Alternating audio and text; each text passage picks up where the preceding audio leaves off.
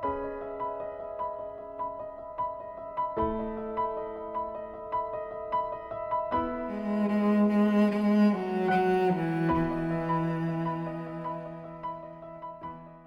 저번 주에 각각 선교지로, 가정으로, 직장으로 파송을 좀 해드렸는데 어떻게 좀 갔다 오셔서 하나님의 역사하심을 오늘 공동체에서 한번 나눠보실랍니까?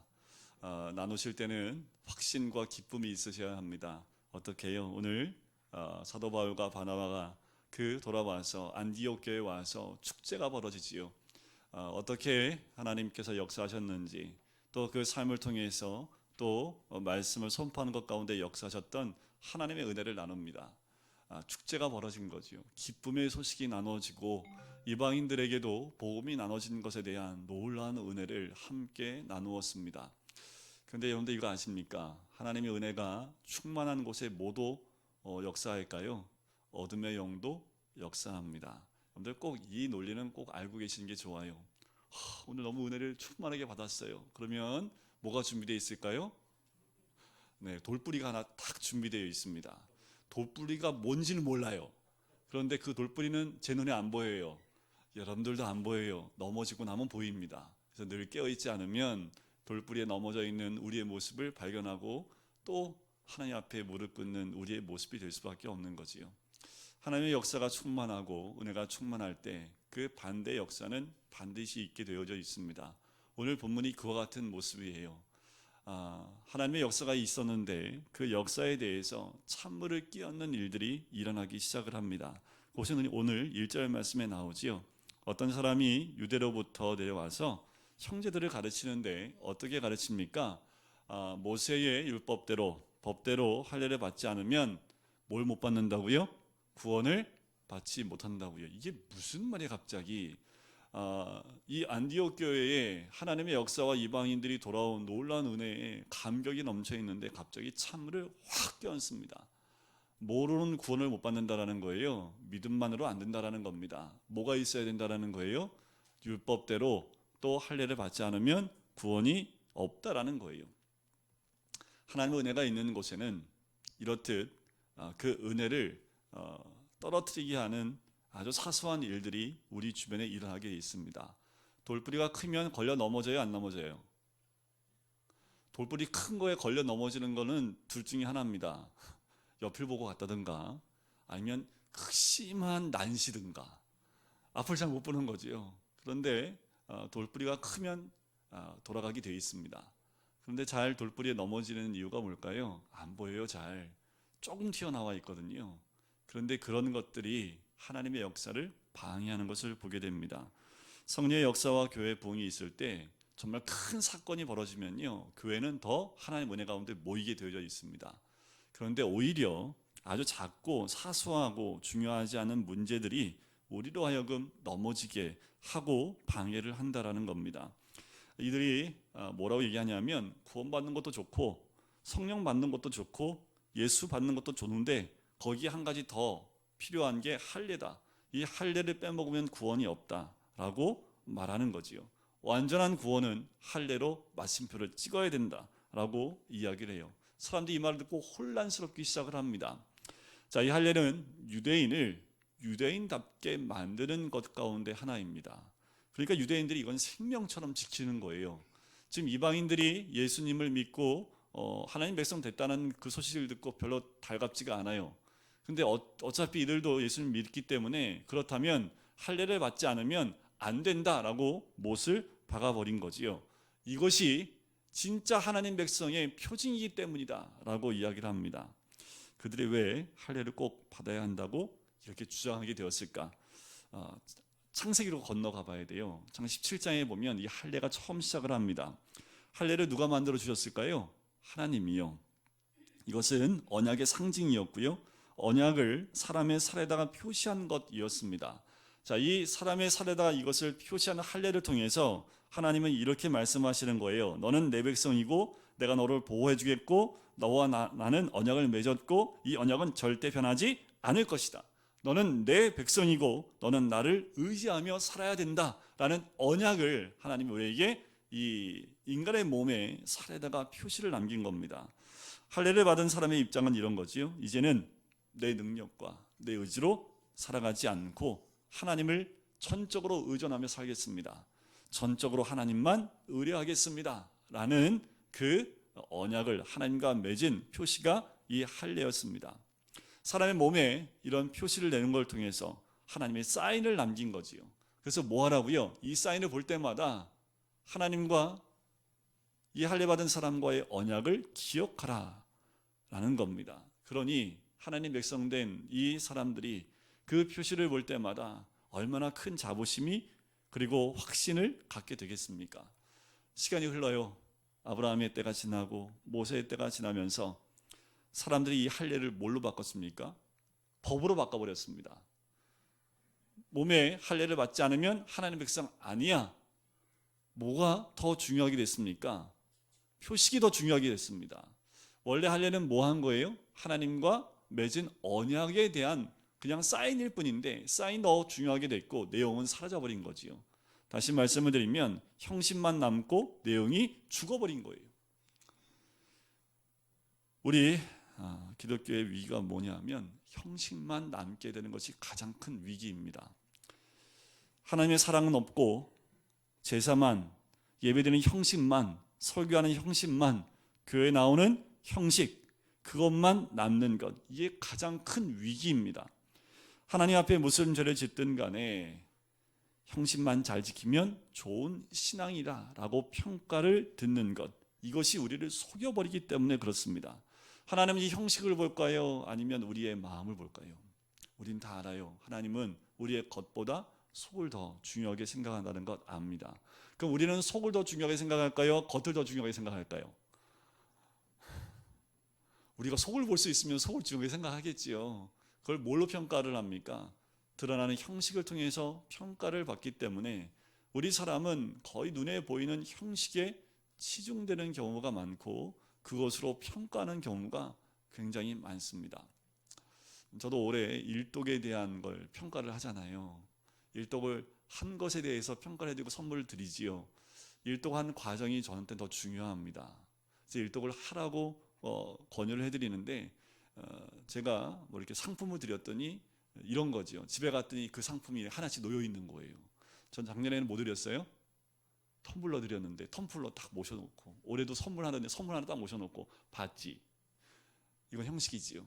선물을 드리는 이유가 뭘까요? 선물을 모셔드리면 놓으라는 얘기가 아니라 1년 동안 말씀을 읽었던 그 과정들, 하나님을 더 깊이 생각하며 1년 동안 66권을 읽은 그 과정이 더 중요하기 때문에 그것을 축하하기 위해 드리는 선물인데, 나중에는 다 선물, 이 내용은 다 사라지고 선물만 남아버리면 안 된다라는 겁니다. 하나님은 형식을 보고 외양을 보는 게 아니라 우리의 중심을 봅니다. 그런데 우리가 자칫 이 형식화되어지고 그리고 상징화되어버리는 이 신앙이 되어버리면 이게 무서워집니다. 어떤 분은 이것을 이런 신앙으로 얘기해요. 화석화된 신앙이다. 화석이 뭔지 아시죠? 신앙은 화석화되면 안 됩니다. 화석은 생명이 있어요, 없어요? 없어요. 흔적만 남아 있습니다. 그런데 그것으로 상상만 할 뿐이지요. 신앙은 화석화되면 안 됩니다. 상징화돼도 안 되는 거지요. 겉으로 드러나는 형식이 오히려 우리를 속일 수 있기 때문에 그렇습니다. 본문에 나오는 할례를 주장하는 사람들, 끝까지 할례를 받아야만 한다고 주장을 합니다. 내용이 어떻든지 간에 전통과 형식으로 반드시 할례를 거쳐야 완전한 구원을 받는다라는 착각을 하는 거지요. 왜 이런 착각을 했을까? 이들이 갖고 있었던 할례의 의미가 구약에 머물러 있기 때문에 그래요. 신약에 넘어와서 하나님의 아들 예수 그리스도께서 십자가에 죽으심으로 또한 부활하신 후에 이 할례는 의미가 없어졌지요. 왜냐하면 예수 그리스도를 통해서 그 할례의 의미가 완성되어졌기 때문에 그렇습니다. 구약 시대에는 어떻게 했습니까? 1년에 한 번씩 양의 피를 또 소의 피를 뿌려야지만 용서를 받았어요. 그런데 어떻게 해요? 매년 반복되어집니다. 구원이 온전한 걸까요? 불완전한 걸까요? 불완전하지요. 그래서 신약 시대에 예수님이 오심으로 단 한 번 예수의 피로 모든 제사를 다 끝내신 거지요. 그 한 번의 제사를 통해서 우리가 반복적으로 드리는 제사가 아니라 불완전한 구원이 아니라 완전한 구원을 허락하셨다는 겁니다. 그럼에도 불구하고 이 사람들의 눈에 보이는 율법을 행하고 할례를 받아야만 구원을 받을 수 있다라고 주장을 하고 있는 거예요. 사도 바울이 복음을 전할 때마다 이 내용들은 늘 따라 붙어요. 그래서 갈라디아서 5장 2절에 보면 사도 바울이 이 사건으로 이렇게 얘기를 합니다. 너희가 만일 할례를 받으면 그리스도께서 너희에게 아무 유익이 없으리라. 이어서 이렇게 말을 합니다.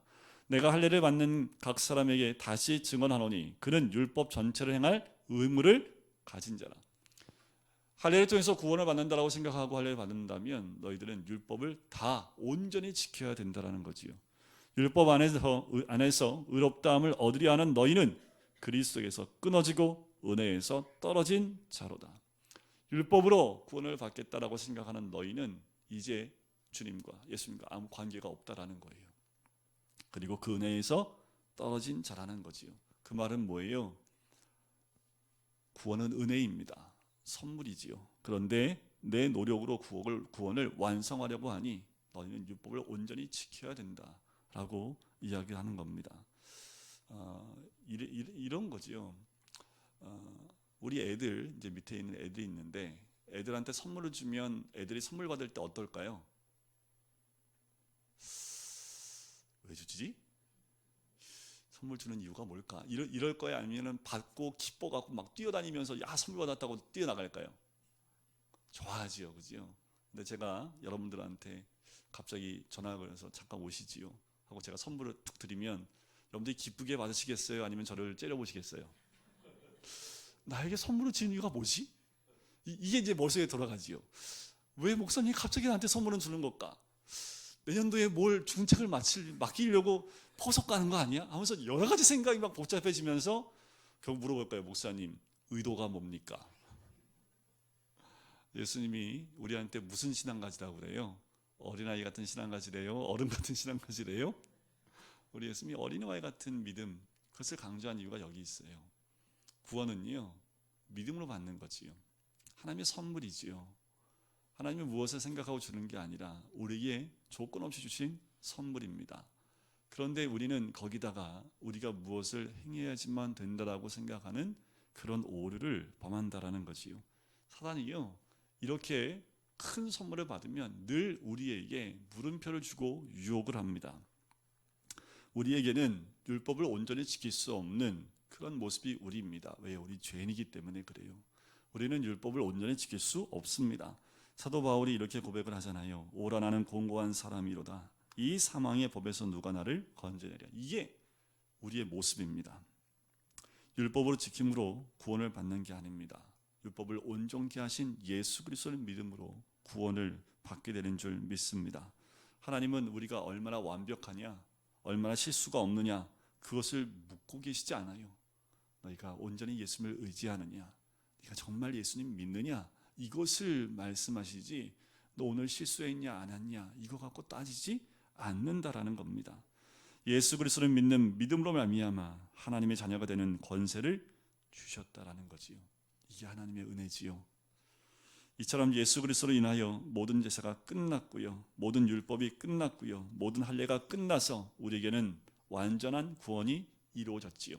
이것을 믿는 것이 바로 우리의 믿음입니다. 사도 바울과 바나바는 이런 내용을 1차 전도 여행 때 가는 곳마다 전파했던 거예요. 오직 예수 그리스도에게만 구원이 있음을 전했던 거지요. 그런데 유대계 그리스도인들은 좀 생각이 달랐던 겁니다. 다 좋다라는 거지요. 예수도 좋고 다 좋은데 할례는 꼭 있어야 된다라고 얘기하고 있는 거예요. 얼마나 무서운지 모릅니다. 은혜로 구원을 받았다고 하면 잠깐 듣다가 다시 율법으로 돌아가는 거예요. 믿음으로 구원을 받았다고 하는데 좀 시간이 지나고 난 다음에 구원 받으셨습니까? 그러면 글쎄요, 제가 오늘 제대로 못 살아서요. 이런 말들이 툭툭 튀어나오는 이유가 뭘까요?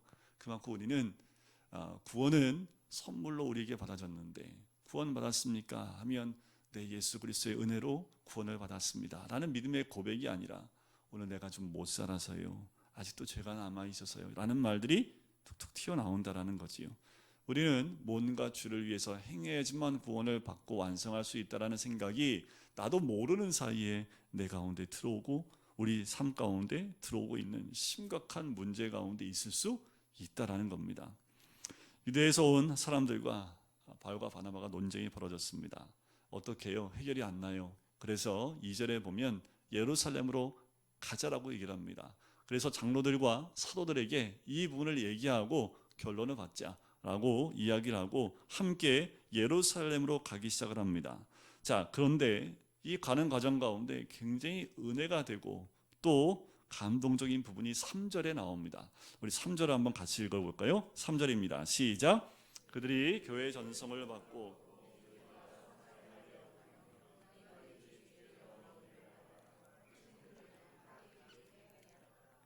자, 지금 이 사람들이 예루살렘에 왜 가고 있어요? 막 변론하고 막 다투고 논쟁하다가 야 결론 내자. 그래서 예루살렘 막 가고 있는 거지요. 마음 상태가 어떨까요? 그런데 이런 논쟁 가운데 있었던 이들이 간 가정 가운데 베니게와 사마리아로 다니면서 작은 도시를 들어가며 뭘 나누고 있습니까? 하나님의 역사를 나누고 있어요. 예수님을 나누고 있다라는 겁니다. 이들의 상황을 보면 이들의 안에는 예수밖에 없는 것 같아요. 아무리 논쟁이 있다 하더라도 누군가를 만나면 또 뭘 전해요? 하나님이 어떻게 역사하셨고 예수님이 어떤 분인지를 또 나누고 있다는 거예요. 이들이 어떤 상황이 있든지 상관이 없습니다. 자든지 눈을 뜨든지 감옥에 있든지 밖에 있든지 어떤 상황이든지 이들은 예수만을 나누고 있다는 거예요. 이들이 어느 곳에 있든지 누구를 만나든지 아무 상관이 없습니다. 이들에게는 가슴에 있는 예수님만 나누고 있다는 거예요. 이게 사실이 아니야. 이걸 논쟁하기 이전에 이들은 또 만나는 사람에게 바로 내 안에 계신 예수님, 나와 함께 하시는 그 주님을 나누고 있다는 거죠. 집에서 좀 싸우다가 밖에 나오시면 뭐 나누셔야 돼요? 저 왼수 이걸 나누시면 안 되고 또 나와서도 누굴 전해요? 아무리 거기서 다툼이 있다 하더라도 나와서 또 누군가를 만나면 내 안에 계신 예수님이 어떤 분인지 아십니까? 하면서 그 주님을 전할 수 있어야지요. 어떻게 해요? 그 안에 누가 있기 때문에요? 주님이 계시기 때문에 그렇습니다. 중요한 것은 주님이 나와 교제하고 있느냐 그렇지 않느냐가 중요한 거지요. 우리가 자칫 잘못하면 이런 경우가 있을 수 있어요. 예를 들면 여러분이 저와 함께 이렇게 보고 이야기를 나누고 있잖아요. 이것은 저와 교제하고 있는 거지요. 지금 예배니까 주님과 교제하는 것이지만 저와 대화하고 있으면 저라는 사람 이정규 목사를 만나고 교제하는 거지요. 그런데 제가 다른 지역으로 갔어요. 그렇다고 해서 여러분들이 이정규 목사를 모르는 거 아니지요. 다 알고 있지요. 모르세요? 알고 계시잖아요. 그건 알고 있는 겁니다. 그런데 저하고 교제하고 있는 거예요? 교제하고 있는 건 아니지요. 저하고 교제한다고 얘기할 때는 뭐예요? 저하고 함께 식사도 하고 커피도 마시면서 이런저런 얘기하면서 함께 나눔을 갖는 그 교제권 안에 들어가는 것이 교제하는 거지요. 그것이 서로 그리스도 안에서 하나의 형제 자매임을 그 태도 안에서 서로 나누는 거 아닙니까? 주님이 내 안에 있다는 것은 이겁니다. 우리가 예수님 믿어요 라고 하지만 자칫 알고 있는 것으로 끝날 수 있다는 겁니다. 그런데 믿음은 아는 것으로 끝나는 것이 아니라 이 바울과 바나바처럼 그 안에 있는 거예요. 믿는다는 건요, 예수님 알아요 저 어떤 분인지 얘기할 수 있어요. 그런데 그 아는 것으로만 끝나는 것이 아니라 교제하는 거지요. 그분 안에 있는 겁니다. 언제든지 나와 함께 교제했던 그 나와 함께 계신 그 주님을 꺼내서 보여드릴 수 있는 그 교제가 우리 가운데 있어야 된다는 겁니다. 바로 바울과 바나바는 그런 모습을 가지고 있었고요. 사도행전에 나오는 모든 사람들이 다 똑같습니다. 어느 곳을 가든지 누구를 만나든지 나와 함께 하시는 주님, 지금 내 안에 계신 주님을 꺼내서 보여줄 수 있을 만큼 그런 열정을 갖고 있었던 사람들이 사도행전에 나오는 사람들이었습니다. 4절을 한번 다시 볼까요? 예루살렘에 이르러 교회와 사도와 장로들에게 영접을 받고 또 뭘 얘기를 해요? 하나님이 자기들과 함께 계셔 행하신 모든 일을, 오늘 여러분들 공동체에서 뭘 말하시렵니까? 공동체에서 뭘 말해야 돼요? 하나님이 우리들과 함께 계셔 행하신 모든 일, 이것이 나눔입니다. 이들은 가는 곳마다 나눌 때마다 뭐만 얘기를 해요?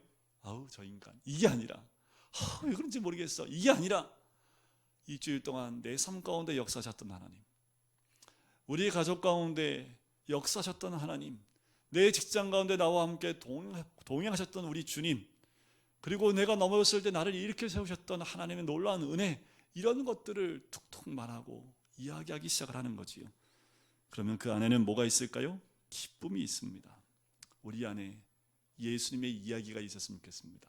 그 이야기는 10년 전 이야기가 아니라요, 이번 주 이야기, 다음 주는요, 이번 한 주간 예수님의 이야기를 또 주일날 와서 또 나누는 겁니다. 공동체 나눔은 다른 게 아니에요. 내가 이번 주에 만난 예수님을 나누는 것, 그것이 공동체의 나눔이지요. 그럴 때 서로에게 기쁨이 있는 겁니다. 그런데 바리새인들이 또 논쟁을 하지요. 무슨 논쟁입니까? 무슨 변론이에요? 율법 지키고 할례를 행하게 해야 된다. 그 일에 베드로가 입을 열어서 변증을 하는 것이 7절에 나옵니다. 베드로가 뭐라고 얘기를 해요? 형제들아, 너희도 알거니와 하나님이 이방인들로 내 입에서 복음의 말씀을 들어 믿게 하시려고 오래전부터 너희 가운데서 나를 택하시고. 자, 이 말은요, 이방인 고넬료 집에서 있었던 사건을 기억해내는 겁니다. 10장에 있었던 사건, 환상 가운데 3번 반복되어지는 것, 잡아먹으라, 부정한 것을 제가 먹은 적이 없습니다. 내가 거룩하게 한 것을 네가 부정하다 하지 말라, 잡아먹으라 라는 것을 3번 듣고 난 다음에 고넬료를 찾아갑니다. 그리고 그것 가운데 역사했던 하나님의 은혜를 이 베드로는 기억을 하지요. 그래서 8절에 뭐라고 얘기를 합니까? 또 마음을 아시는 하나님이 우리에게와 같이 그들에게도 뭘 주셨다고요? 성령을 주어 증언하셨다라는 거예요. 그들이 예수 그리스도를 말씀을 통해서 만났는데 그것이 성령을 주어 증언했다라는 거지요. 이 말씀을 딱 붙잡으셔야 됩니다. 하나님, 오늘 성령을 우리에게 부어주셔서 예수 그리스도의 증언이 내 삶 가운데 있게 하여 주시옵소서. 우리의 삶의 증거는 성령이 부어져야 됩니다. 우리 믿는 사람들에게는 이 성령이 부어 증언되어지는 그 사건들이 우리 삶 가운데 있어야 된다는 거지요. 성령의 체험입니다. 성령은 예수님을 만날 수 있도록 역사하시는 분이 성령님입니다. 우리 삶 가운데 그 성령이 부어지지 않으면 예수 그리스도를 만날 수 없어요. 여러분들 매일 만나셔야지요. 매일 성령이 부어져야 됩니다. 그래서 성령의 충만함과 기름 부음을 위해서 우리는 날마다 기도하셔야 됩니다. 이방인들에게도 그 성령이 부어주심으로 예수 그리스도를 만난 겁니다. 여러분, 그 이방인이 우리 아닙니까? 우리가 그 성령을 부어주심을 통해서 그 증언이 우리 가운데 있어야 되지 않을까요? 우리 안에 이 성령이 충만하게 임재하기를 주의 이름으로 간절히 축원드립니다. 자, 9절 한번 같이 읽어볼까요? 9절입니다. 시작. 믿음으로 그들의 마음을 깨끗이 하사. 중요한 말씀입니다. 율법을 지킴으로 그들의 마음을 깨끗이 했습니까? 할례를 행함으로 그들의 마음을 깨끗이 했습니까? 무엇으로요? 믿음으로입니다. 믿음으로. 하나님이 이방인들에게 믿음을 주셨다라는 거지요. 이 믿음은 마음을 깨끗하게 하는 죄사함을 받게 했다라는 겁니다. 그들의 마음도 깨끗해지고 의인이 되었다. 그 말은 그들이 우리나 뭐가 없다고요? 차별이 없다라는 거예요. 베드로는 이방인과 우리가 차별 없게 하시는 하나님의 은혜가 이 이방인들 가운데 임했다라는 거예요. 근데 문제는 뭐예요? 유대인들은 이방인들 가운데 구원이 있다고 믿어요? 없다고 믿어요? 없다고 믿습니다. 그래서 유대인들은 이방인들을 개 취급합니다. 그래서 이 유대인들은 이방인들이 어떻게 구원을 받을 수 있겠느냐라는 유대인들이 갖고 있는 치명적인 실수예요. 이들의 사고가 묶여 있습니다. 자기들만이 선택된 백성이라는 그 생각에 붙잡혀 있으니까 하나님이 이방인들 가운데 역사하시는 그 은혜를 인정할 수 없는 거예요. 그 좋아 인정할게. 우리하고 똑같이 할례 받아야 돼 그러면. 그래서 유대화되지 않으면 그건 하나님 백성 될 수 없어. 끝까지 여기에 붙잡혀 있는 거지요. 여러분, 우리도 이런 실수를 할 수 있습니다. 유대인들이 하나님 백성 된 게 하나님의 은혜예요, 아니에요? 하나님의 은혜지요. 이들이 뭘 잘해서 하나님이 이들을 백성 삼았어요? 아니잖아요. 구약 말씀을 보면 하나님 다 전적인 은혜입니다. 그런데 우리 삶 가운데 은혜 아닌 거 있으신 거 있으세요? 이렇게 물어보면 또 있다고 말할 수가 없지요. 또 하나님 은혜 아닌 게 하나도 없잖아요. 여러분들, 우리에게 주어진 하나님의 은혜를 나누지 않으면 이 유대인들과 다를 게 없습니다. 우리의 삶에 좀 풍족함이 있습니까? 왜 하나님이 풍족한 은혜를 주셨을까요? 나누시라고요. 건강에 풍족함을 주신 이유가 뭘까요? 건강으로 헌신하라고요. 여러분들, 우리의 삶 가운데 우리에게 넉넉함을 주신 이유는 내가 누리고 사치하라는 것이 아니라 그 넉넉함을 가지고 나누고 하나님의 사랑을 나누어야 됨을 이야기하는 거지요. 베드로 이 말을 듣고 유대인들이 얼마나 충격을 받았겠습니까? 10절 말씀에 보니까 그런데 지금 너희가 어찌하여 하나님을 시험하느냐, 우리 조상과 우리도 능히 매지 못하던 멍에를 제자들의 목에 두려느냐. 지금 베드로가 뭐라고 책망을 해요? 너가 어떻게 하나님을 시험하느냐라는 거예요. 어떻게 하나님을 시험할 수 있습니까? 시험할 수 있더라고요. 어떻게 해요? 하나님 뜻이 분명하다고 전했는데 이들은 하나님 뜻 위에 뭘 하나 덮었어요? 자기들의 생각을 덮어버리지요. 그 말은 이 유대인들이 하나님 위치까지 올라가 버린 거예요. 하나님 분명히 하나님 뜻을 말씀해 줬음에도 불구하고 이들은 자기들 생각에서 매여서 그것을 하나님 뜻이라고 그냥 그것을 나눠주기 시작한 거지요. 스스로가 하나님화 되려는 모습입니다. 이것이 하나님을 시험하는 거지요. 이런 사람들의 특징이 있습니다. 어떤 사람들이냐 하면 항상 자기 주장이 옳고요, 자기 믿음이 옳은 믿음이고요, 자기가 배운 것은 절대 양보 못하고요, 항상 그 자리만 고집하고 다른 것은 배우려고 하지 않는 거지요. 이건 모든 인간의 본성에 다 있습니다. 어쩌면 이 모습만 주장하다 보면 우리도 이 유대인들처럼 하나님을 시험하는 자가 될 수 있습니다. 어떻게 해요? 우리 조상도 우리도 능히 매지 못하던 멍에를 제자들의 목에 두려느냐. 야, 그것 우리 조상도 못 맸던 건데 너희들도 못하고 있는데 왜 그것을 제자된 이방인들에게 그것을 매려고 하느냐라는 거예요. 너희도 못하면서 왜 그거 가지고 책망을 하고 비판을 하느냐라는 겁니다. 여러분, 우리도 자칫 잘못하면 이들과 같은 모습이 될 수 있다라는 거예요. 나도 못하면서 하라고 얘기하는 것 자체가 문제가 되는 거지요. 이 유대인들은 율법을 온전히 지킬 수 없습니다. 그럼에도 불구하고 유대인들에게 행하게끔 하려고 했던 거지요. 그 결론의 말씀이 11절 말씀입니다. 우리 11절 말씀을 같이 한번 읽어볼까요? 11절입니다. 시작. 우리는 그들이 우리와 동일하게 주 예수의 은혜로 구원받는 줄을 믿노라 하니라. 결론을 냈지요. 어떻게 구원받는다고요? 예수의 은혜로 구원받는 줄을 믿는다라는 거예요. 이 말은 이런 의미입니다. 우리가 구원받은 것과 이방인들이 구원받은 것이 다른 것이 아니라 우리나 저희나 동일하게 주 예수 그리스도의 은혜로 구원을 받은 것이다. 율법으로 구원받은 것이 아니라 할례를 행함으로 구원받은 것이 아니라 예수께서 우리 죄를 위하여 십자가에 못 박혀 돌아가심으로써 우리가 공짜로 구원받은 것이다. 이제 다시 제사 드릴 필요가 없는 완벽한 구원이다. 바로 이것이 우리가 받은 구원이다 라는 그 의미가 이 11절 말씀에 있는 거지요. 우리 안의 구원, 이것은 주님이 우리에게 주신 귀한 선물인 줄 믿습니다. 여러분들, 그 은혜로 살아가야 됩니다. 드러나는 형식이 아니에요. 형식은 무의미하다라는 게 아닙니다. 형식이 절대화되면 안 된다라는 거지요. 형식이 깨어지는 건 아닙니다. 예배 형식도 있어야 돼요. 근데 더 중요한 건 뭐예요? 은혜입니다. 그 안에 내용이지요. 이것을 잃어버리게 되면 우리도 모르는 사이에 비판하고 또 싸우게 되고 또 판단하게 되는 그 잘못을 이 유대인들처럼 똑같이 반복할 수 있습니다.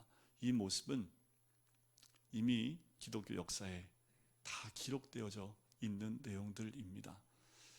여러분들, 구원은요, 우리 행위가 아닙니다. 형식도 아니고요. 오늘도 주님의 은혜 가운데 살아가는 우리들, 그래서 우리가 해야 될 건 뭐밖에 없을까요? 바울과 바나바처럼 은혜를 나누는 것밖에 없어요. 그 은혜를 나누는 것, 그것이 감사하는 거지요. 여러분들, 또 한 주간 동안 우리의 삶 가운데 주시는 은혜를 한번 누려보시고 경험하시고 또 다음 주에 모일 때는 그 은혜에 대해서 나누실 수 있는, 바울과 바나바처럼 주님 안에 거하는, 그래서 그 은혜만을 구하는 우리 모든 성도님 되시기를 주님의 이름으로 간절히 축원드립니다. 우리 같이 기도하실까요? 하나